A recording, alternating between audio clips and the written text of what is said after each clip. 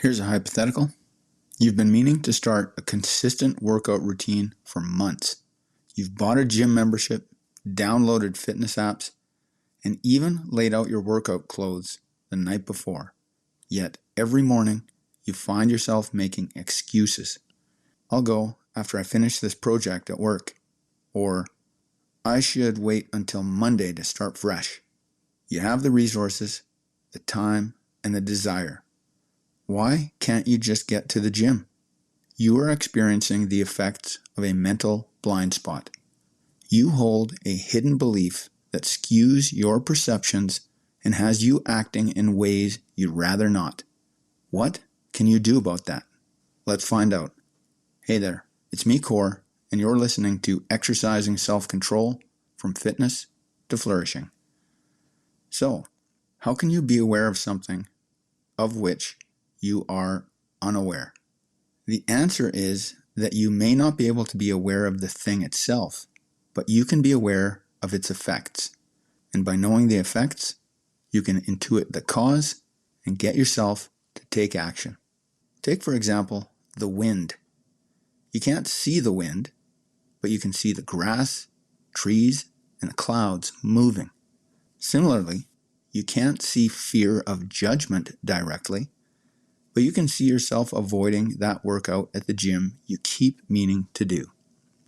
Use this diagnostic checklist to see if you actually have a blind spot. You know what needs doing? Check. You have the ability to do it? Check. You have the time? Check. You want to do it? Check. But you consistently avoid taking action? Check. Blind spot detected. You'll often think, what's wrong with me? Why can't I just do it?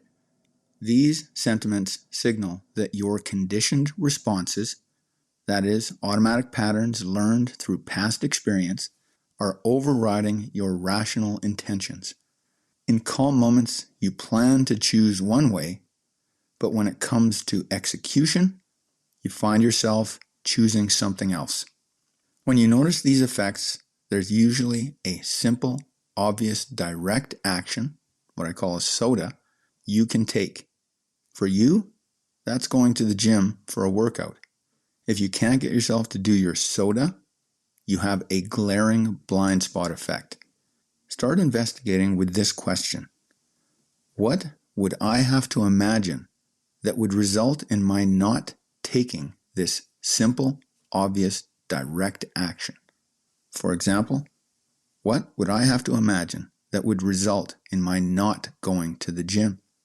At first, you might come up with surface level answers. I don't have time. I'm too tired. I should do more important things first. But if you keep digging deeper, what else do I imagine is true? You'll eventually come up with more honest answers.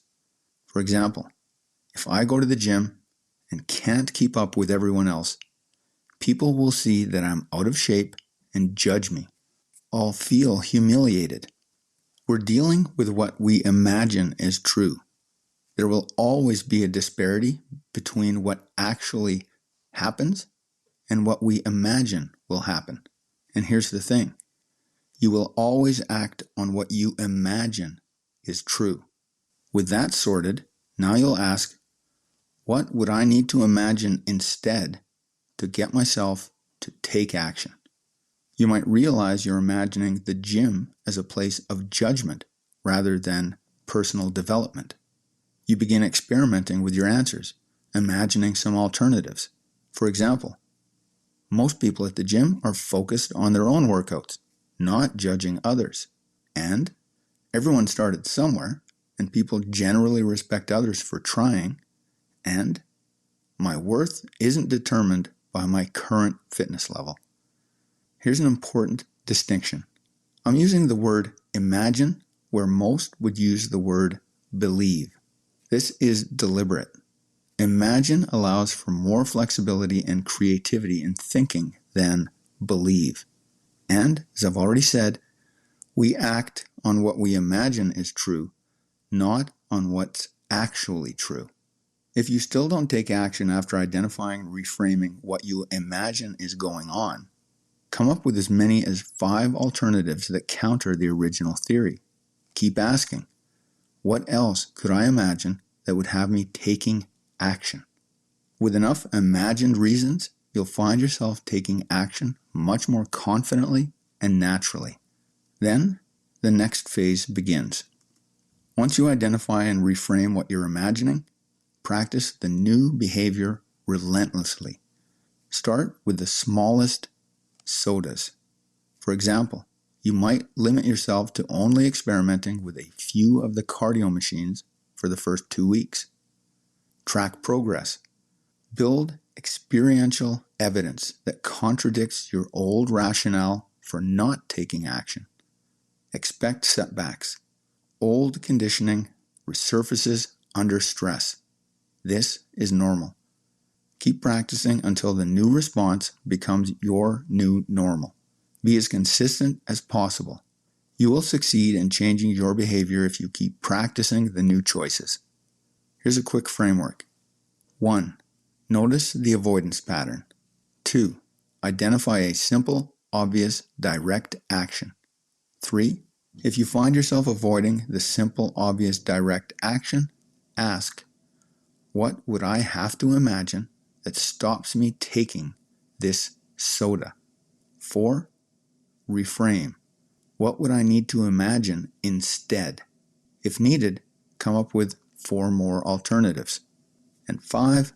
Practice the new response until it has become automatic. Here's what you can do next. Identify one area where you consistently avoid taking action despite having the capability and the desire. Run it through this framework today. What are you imagining that's holding you back? Imagine something that supports you instead. The choice is yours, as always. That's it for today. Catch you next time.